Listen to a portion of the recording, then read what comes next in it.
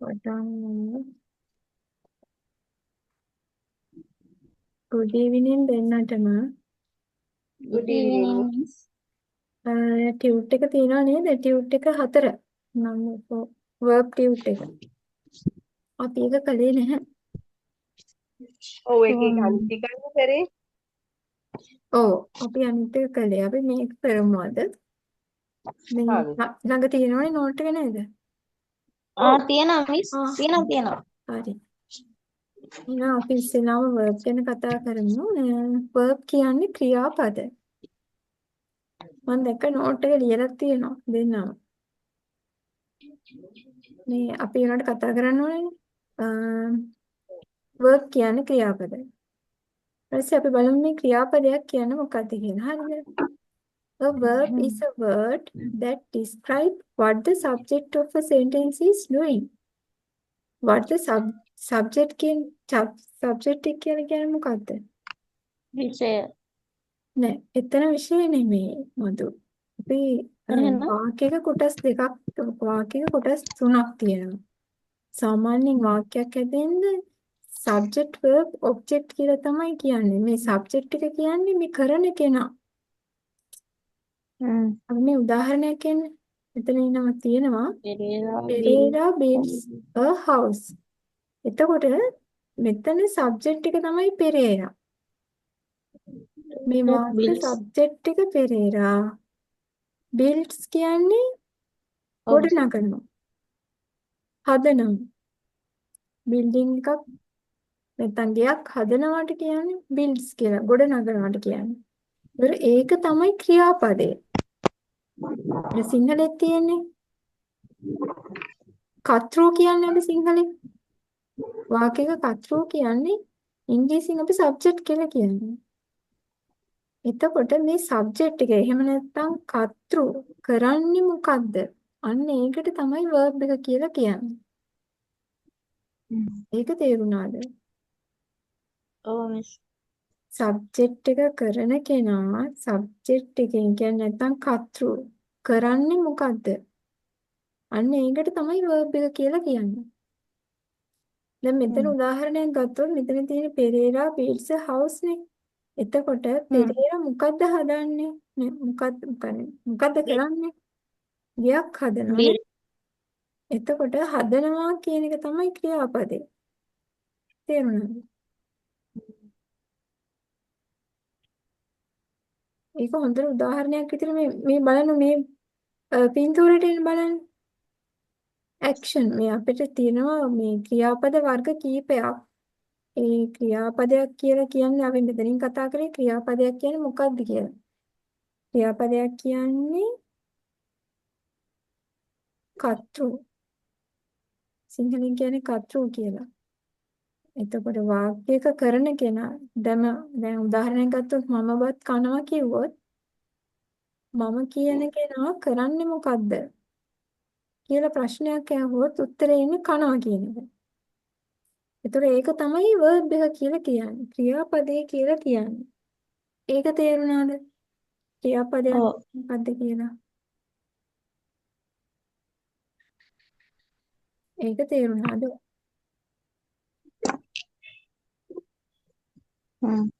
මధු හරිද? ඔව් මිස්. හරිනේ. එතකොට මේ බලන්න ක්‍රියාපද වර්ග ගොඩක් තියෙනවා. පළවෙනි එක තමයි action verb.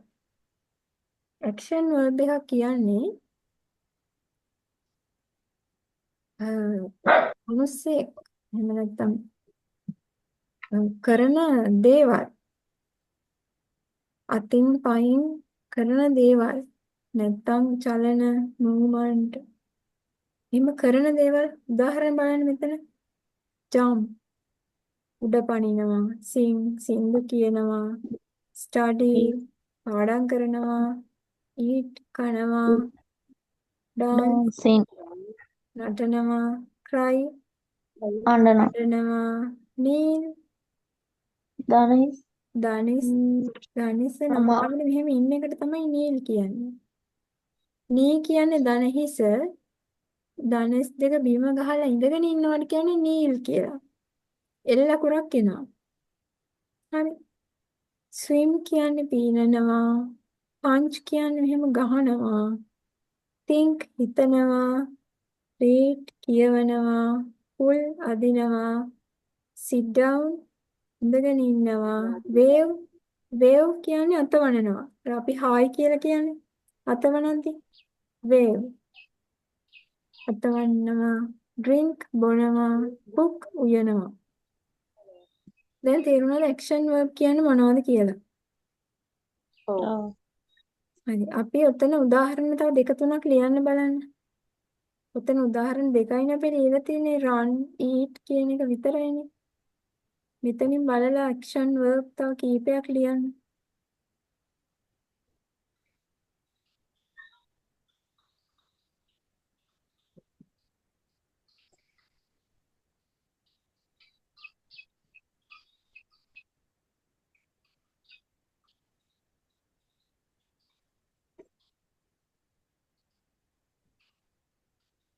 හරි නේද?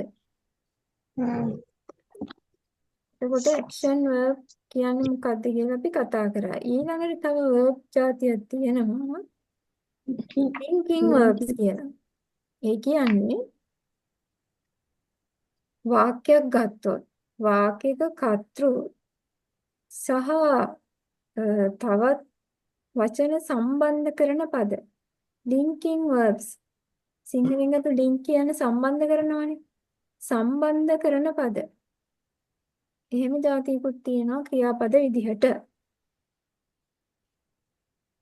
ඒක අපි වෙනමම කතා කරන මේක නිකන් දැනගෙන ඉන්න linking verbs කියලා જાතියක් තියෙනවා වාක්‍යයක කර්තෘත් එක්ක තව වචන ටික එකතු කරනවා නම් අන්න ඒ වචන වලට අපි සම්බන්ධිත පද කියලා කියනවා.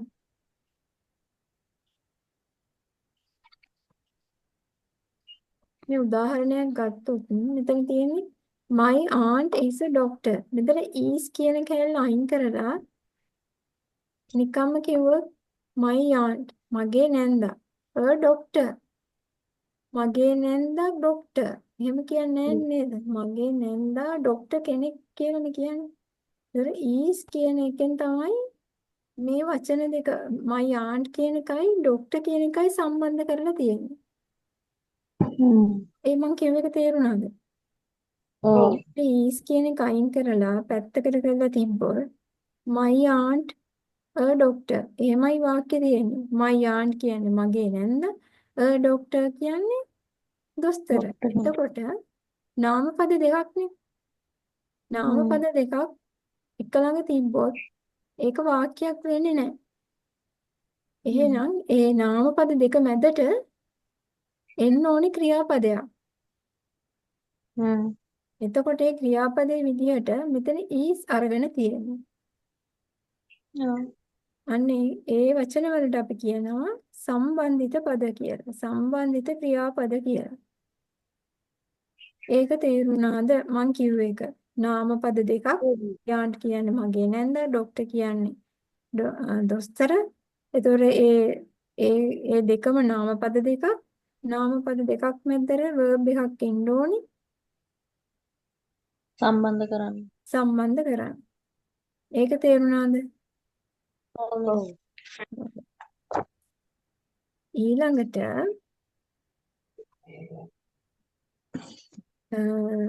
ආයේ අපි තව ක්‍රියාපද වගේක් තියෙනවා. මෙන්න මේක ටිකක් අපිට වැදගත් වෙනවා. වාක්‍ය ලියන්න. helping verbs කියලා. helping verbs කියන්නේ අපිට වාක්‍යයක් ලියන්න උදව් කරන පද. ක්‍රියාපදයක් විදිහට මේ වචන ටික අපිට ගන්න පුළුවන්. දැන් අපි ඉස්සෙල්ලා උදාහරණෙත් එහෙමයි. verb කියන්නේ අපේ ක්‍රියාපදයක්නේ අතින් පයින් කරන දේවල්නේ නේද? ක්‍රියාපද කියන්නේ. ඔව්. මුලින්ම කතා කරේ action verb එකක් කියන්නේ අතින් පයින් මිනිස්සේ කරන දේවල්. මිනිස්සේ සතෙක් කවුරු හරි පණ තියෙන ජීවියෙක් කරන දේවල් වලට අපි action verb කියලා කියනවා. ක්‍රියාපදයක් කියලා කියනවා. ඒතර මෙතන helping verbs කියලා අපි කියන්නේ වාක්‍යයක් ලියන්න අපි උදව්වක් ගන්නවා.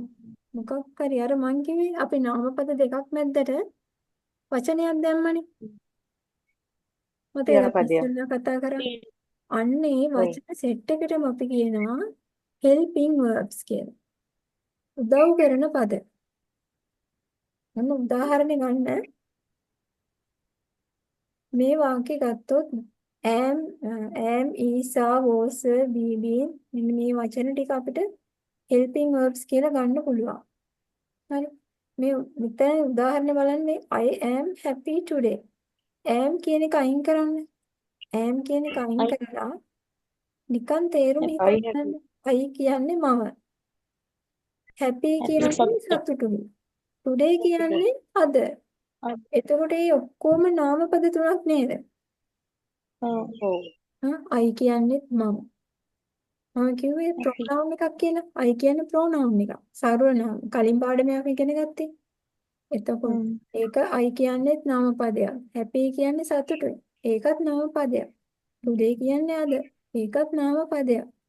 එහෙමනම් නාමපද තුනක් එකට එන්න බෑ. එහෙමනම් නාමපද දෙකක් මැද්දට ඒකෙත් පළවෙනි කර්තෘ ඒ කියන්නේ ක්‍රියාව කරන කෙනා ක්‍රියාවට යටත් වෙන කෙනා මුලින් ඒ කියන්නේ කර්තෘ කරන කෙනා ගාවටම ඒ හෙල්පින් වර්බ් එක එන්න ඕනේ. දැක්කද මේ I එකයි happy එකයි මැද්දට නේද am ඇවිල්ලා තියෙන්නේ. ඔව්. හරි. එතකොට තමයි I am happy. මට අද සතුටු දවසක්. I am happy today. ඒක තේරුණාද? මේ වචන ටිකෙන් වෙන්නේ එක. මේ බලන්න මෙතන she is studying for her exam. she is කියන වචනේ අයින් කරන්න. අයින් කරලා හිතලා බලන්න. she කියන්නේ අය. studying කියන්නේ ඉගෙන ගන්නවා. for her exam එයාගේ විභාගෙට. එතකොට ඉගෙන ගන්නවා. මෙතන අපි මේ දෙක සම්බන්ධ කරානේ. මෙන්න මේ වචන දෙක she එකයි studying කියන එකයි මැද්දට අපි මේ is කියන එක දැම්මා. ඒක තේරුණාද? ඔව්. නාම පද ගොඩක් එකට එන්නේ නාම පද දෙකක් මැද්දට verb එකක් දැම්මොත් ඒක වාක්‍යයක් වෙනවා. හරි. ඒක තමයි helping verbs කියලා කියන්නේ. ඒක අපි වෙන වෙනම වාක්‍ය ලියද්දි කතා කරමු. මේක වාක්‍ය ලියද්දි පුළුවන් අපිට. මේ තියෙන්නේ තවත් ඒ වගේ එකක්. modal verbs. මේකෙන් කරන්නේ අපි ක්‍රියාපදේ තියෙනවා. හැබැයි ක්‍රියාපදයට ඉස්සරහින් මේ වචනයක් දැම්මොත් තවත් ඒ ක්‍රියාපදයට තව උදව්වක් වෙනවා. ඔන්න බලන්න මෙතන read කියලා තියෙනවා. උදාහරණයට එන්න can කියන්නේ මෙතන අපි සිංහල තේරුම ලියාගමුද? can කියන්නේ පුළුවන්.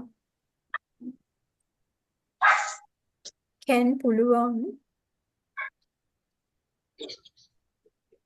would පුළුවන් වුණා.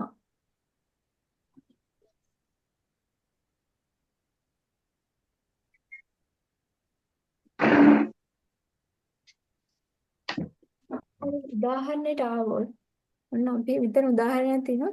she can read Spanish language. ස්පැනිෂ් කියන්නේ ස්පාඤ්ඤ භාෂාව. she කියන එක අපි අතරින්නේ මේ she can read. අපිට මෙතන she read කියලාත් අපිට කියන්න පුළුවන්. ඇය කියවුවා කියන්නත් පුළුවන්. හරිද? she can read කියන්නේ එයාට කියවන්න පුළුවන්. can read. can read කියවන්න පුළුවන්. read කියවුවා can read කියන්න පුළුවන්.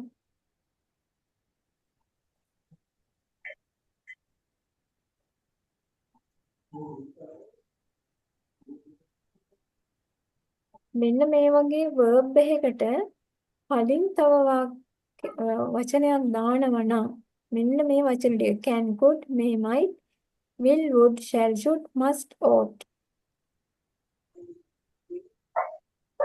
verb එකකට කලින් මෙන්න මේ වචන සෙට් එකකින් එකක් දාන්න පුළුවන් නම් අන්න ඒ වචන සෙට් එකට කියනවා අපි modal verbs කියලා. එහෙම නැත්නම් auxiliary verbs කියලා කියනවා.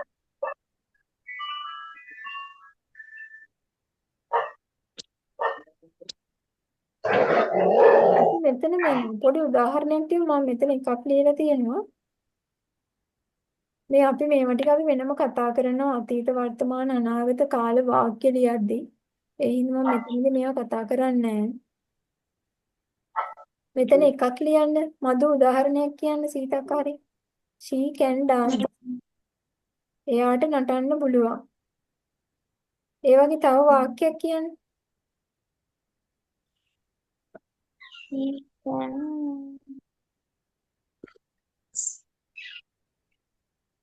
dancing. එයාට කියන්න She පුළුවන්. can dancing. මොකද්ද?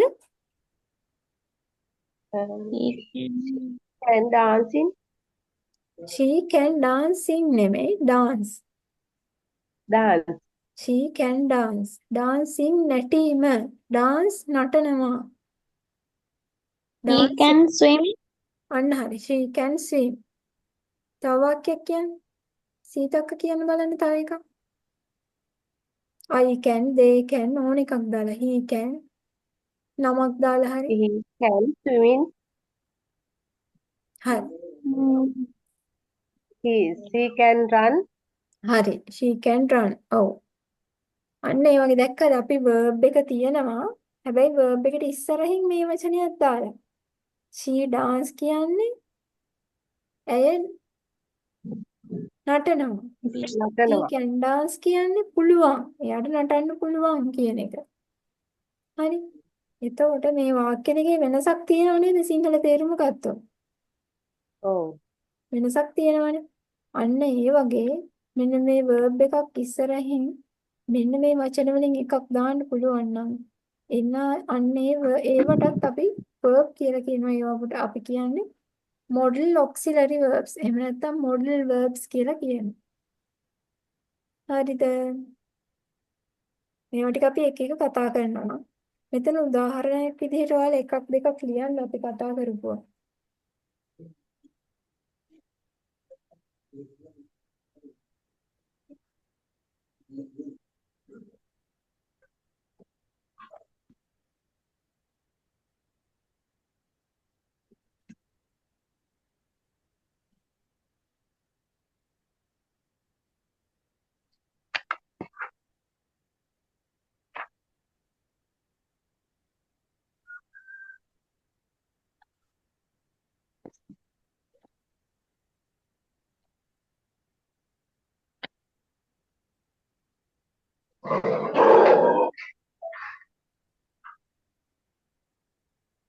ඊළඟ එකට එන්න ඊළඟ transitive verbs intransitive verbs.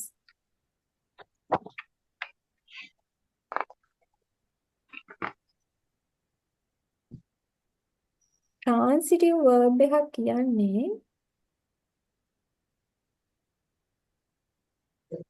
මෙන්න මෙතන උදාහරණයට එන්න.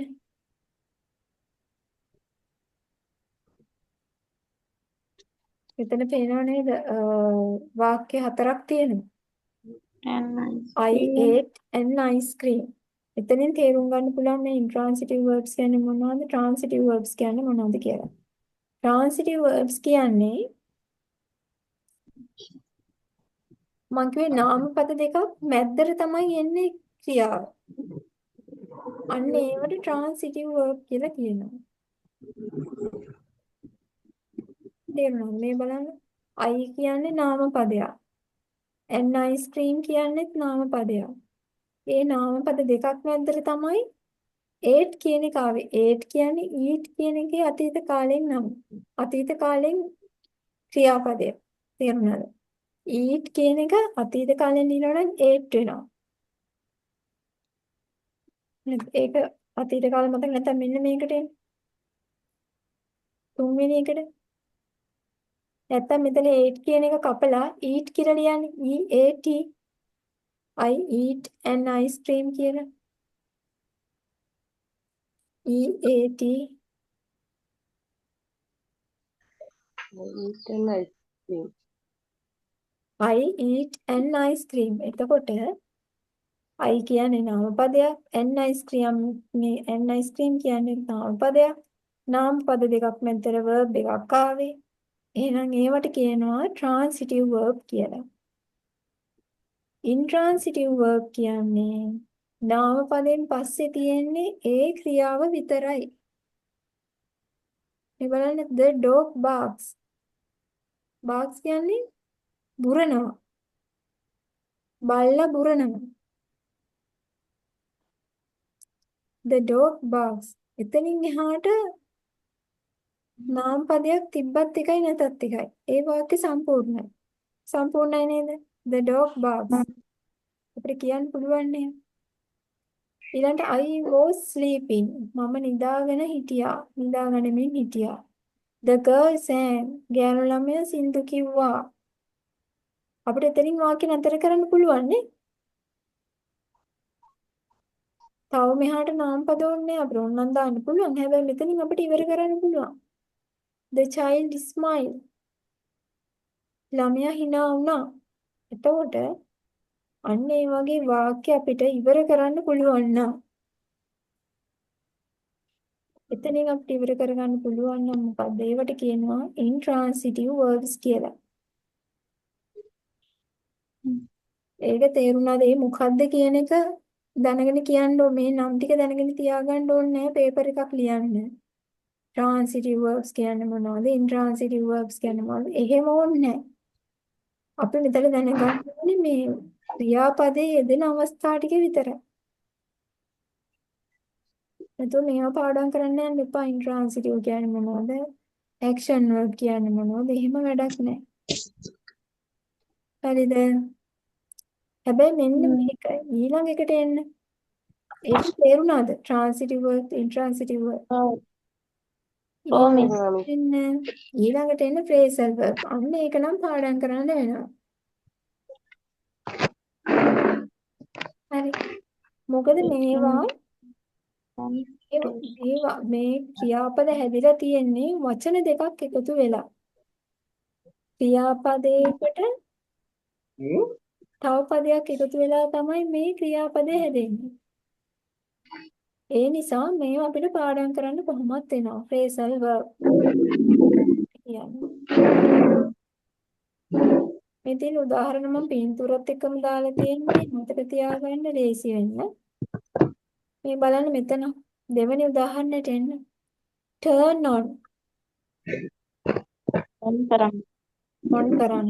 turn off switch off කරන්න. හරි. pick up ඇහිඳිනවා. put on කියන්නේ ඇඳුමක් ඇඳ ගන්නවා. අඳිනවට තමයි අපි wear කියලා කියනවා. හැබැයි put on කියලා කියනවා. ඒ දෙකම එකට එන්නේ. put කියන්නේ තබනවනේ සාමාන්‍යයෙන් නේද? හැබැයි on කියන නිපාත පතෙත් එක්ක අපි දෙකම එකට කතා කරොත් put on කියන්නේ ඇඳ ගන්නවා. ඇඳුමක් ඇඳ ගන්නවා.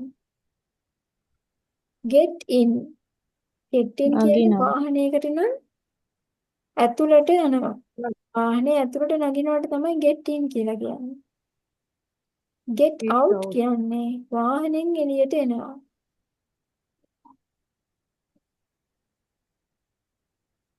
take out මොකක් හරි එකක් බොක්ස් එකක් හරි බෑග් එකක් හරි ඇතුලෙන් එළියට ගන්නවට කියනවා take out කියලා. take out. grow up කියන්නේ වැඩෙනවා.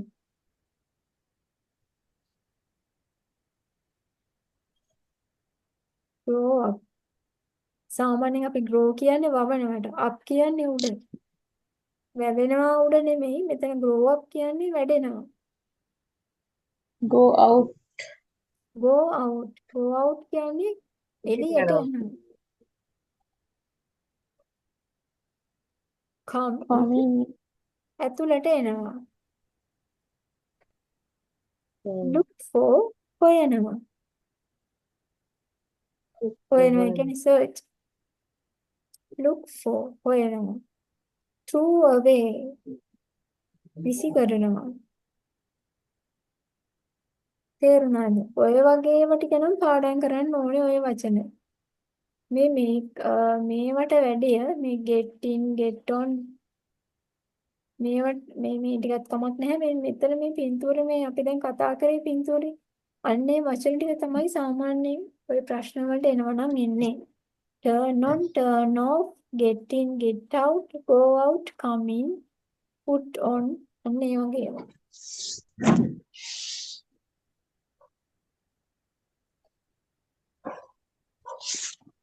ඒක තේරුණාද phrasal verb කියන්නේ මොනවද කියලා? වචන දෙකක් එකතු වෙලා තමයි ක්‍රියාපදේ හැදෙන්නේ.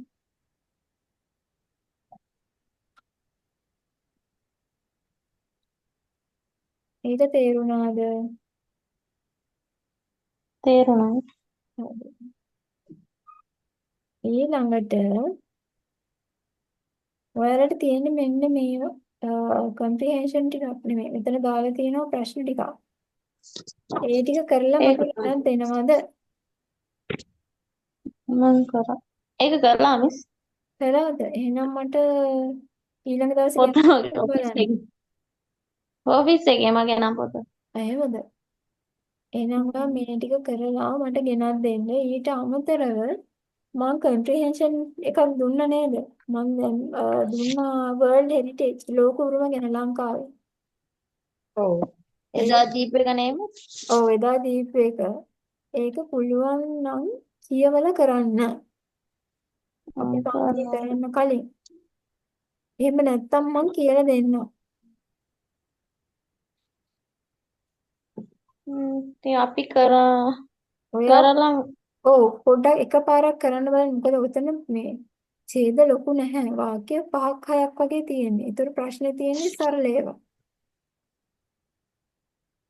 ඒ නිසා ටිකක් ඒ ටික කරලා බලන්න. කරලා බලලා මට ගෙනත් දෙන්න. නැත්තම් අපි කතා කරමු. හරි සීතකට තේරුණාද මෙන්න මේ පළවෙනි ප්‍රශ්නේ තියෙන්නේ මේ අන්ඩර්ලයින් කරන්න. මේ වාක්‍යයේ ක්‍රියාපදයේ තෝරලා ඉරක් ගහන්න තියෙනවා. James හරි මිස්. 2 pieces of cake. එතකොට මෙතන ක්‍රියාපදේ තමයි ate කියන එක. ate කියන්නේ eat කියන ක්‍රියාපදේ අතීත කාල පදය. ate කියන්නේ. මෙතන Mary runs to school every day. Mary කියන්නේත් නාම පදයක්. to school කියන්නේ to කියන්නේ නිපාත පදයක්. මතක ඇති කළා. ස්කූල් කියන්නේ නාම පදයක්. එතකොට නාම පද දෙකක් මැද්දට තමයි ක්‍රියාපදයක් එන්නේ. එහෙනම් මේක තමයි ක්‍රියාපදේ runs. පළවෙනි ප්‍රශ්නේ එක ලියන්නේ. දෙවෙනි එක මෙතනින් තෝරලා මේ පික්චර් එකට අදාළ ක්‍රියාපදේ තෝරලා ලියන්න තියෙන්නේ. හරි මිස්. ඊළඟට මෙතනත් මම මේකට මම කියන්නම්. අපි සර්වනාම කතා කරානේ මතකද? I, we, you, ඔව්. they, he, she, it මම හිතන්නේ කතා කළා අපි. pronoun වල. නැත්තම් මම ඒක ආපහු කරන්නම් වෙනම ටියුට් එකකින්. මෙතන මම නම් විතරයි ඈම් වෙන්නේ. I කියලා ආවොත් විතරක් ඈම් වෙනවා. මේ වර්තමාන කාලෙන් තියෙන මේ ටික.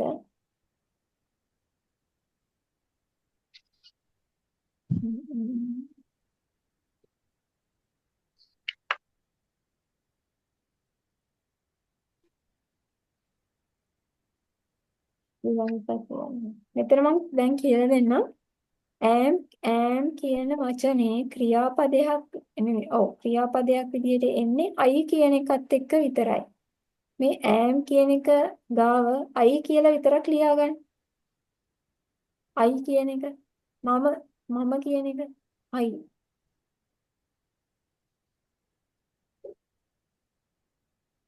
ඊට පස්සේ මේ is කියන තැනට එන්න. එතෙන්ට එන්නේ he, she, it. ඇය, ඔහු, ඌ. he, she, it.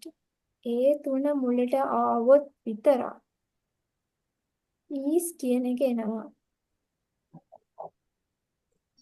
හැබැයි එතන නමක් වෙන්නත් පුළුවන්. he වෙනුවට පුජ්‍යලයේ නමක් වෙන්නත් පුළුවන්.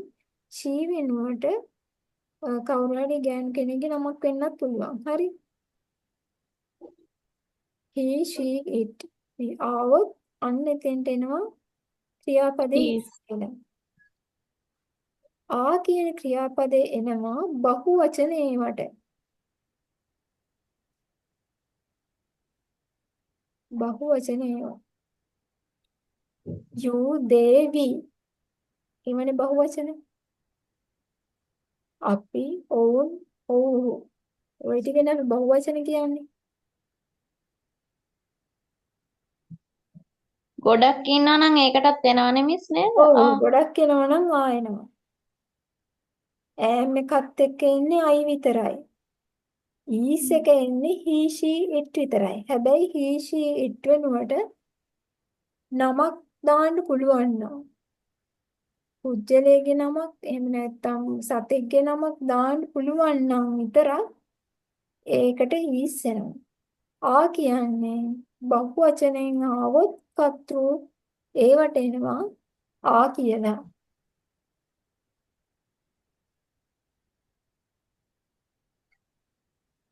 එතකොට මේ වාක්‍ය ටික එහෙම ෆිල් කරන්න ඈ මිස්සා විතරයි දාන්න තියෙන්නේ. මේ වාක්‍ය 10ට ඒ ටික දාන්න ඕනේ.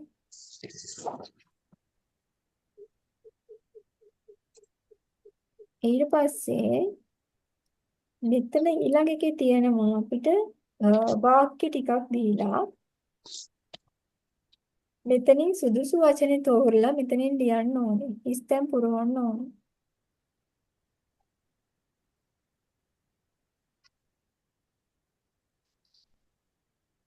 ඊළඟ එක තියෙනවා verb එක තෝරලා circle කරන්න ඕනේ. circle the verb in each sentences. හැම වාක්‍යෙම ක්‍රියාපදේ රවුම් කරන්න කියනවා. මේක මට කරලා ගෙනත් දෙන්න. My family likes to go to the zoo.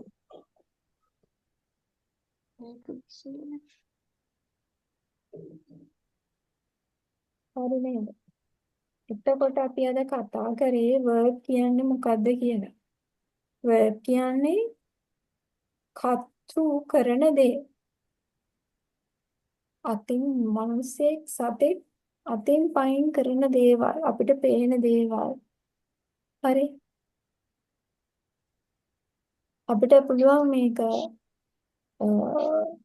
ඕනම පණ තියෙන කෙනෙක් කරන දෙයක්. ඒවට අපි verb කියලා කියනවා. ක්‍රියාපදයක් කියලා කියනවා. එතකොට ඒව සාමාන්‍යයෙන් නාමපද දෙකක් මැද්දට තමයි එන්නේ.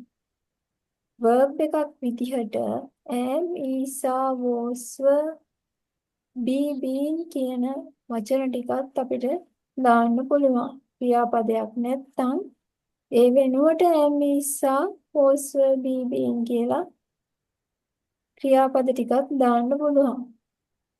ඒ වගේම ක්‍රියාපදයකට අර්ථය තවත් වැඩි කරන්න can, could, may, might, will, would, shall, should, must, ought කියන වචන ටිකකින් එකක් දාන්නත් පුළුවන්. ඊළඟට අපි කතා කළේ transitive intransitive. නාමපද දෙකක් මැද්දට ක්‍රියාපදයක් එනවා. ඊට පස්සේ intransitive කිව්වේ අපි ක්‍රියාව කරන කෙනා ක්‍රියාවෙන් පස්සේ ආයේ නාමපද මුකුත් නැහැ. අපිට ඒ වාක්‍ය හැමෙම ඉවර කරන්න පුළුවන්.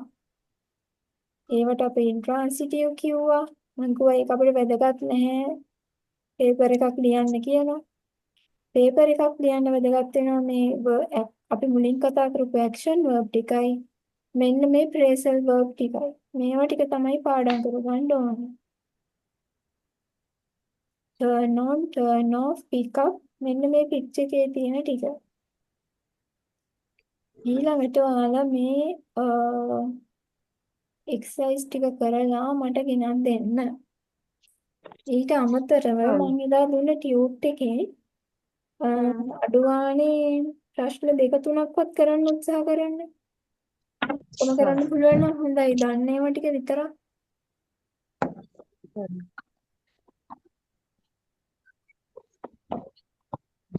හරි නේද? එහෙනම් ප්‍රශ්නයක් තියෙනවා නම් සෞන්දර්ය ඇහුවත් කමක් නැහැ. ඔය ටියුට් එක කරලා මට ගෙනත් දෙන්න. අපි පුළුවන් ඔව්. වුණොත් හෙට ඔයාලා ටියුට් එකේ ප්‍රශ්න දෙක තුනක් හරි කරලා තිබ්බොත් හෙට රෑ එකක් කරමු අපි. हाँ मिस ඔව්. අර වර්ල්ඩ් හෙරිටේජ් එකේ කම්ප්‍රිහෙන්ෂන් එක අපි එකක් කතා කරමු. හා මිස්.